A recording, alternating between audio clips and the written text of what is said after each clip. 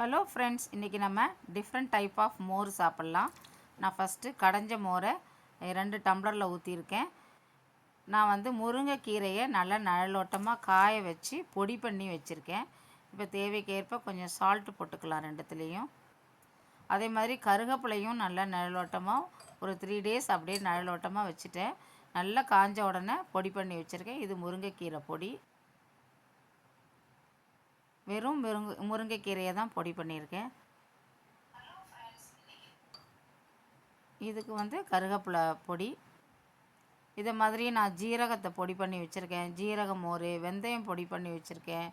வெந்தய மோர், ஒரு நாளைக்கு பெருங்காய மோர். அது மாதிரி இந்த சம்மரில் வந்து தினமும் ஒரு டைப் ஆஃப் மோர் குடிச்சிங்கன்னா ரொம்ப நல்லது ஹெல்த்துக்கு.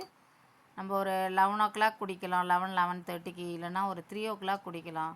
குடிச்சிங்கன்னா அவ்வளோ சூப்பராக இருக்கும். இது மாதிரி நீங்களும் ட்ரை பண்ணி பாருங்கள். டிஃப்ரெண்ட் டைப் ஆஃப் மோர் நல்லா இருக்கும் குடிக்கிறதுக்கு. இது மாதிரி நீங்களும் செஞ்சு பாருங்கள். தேங்க்யூ.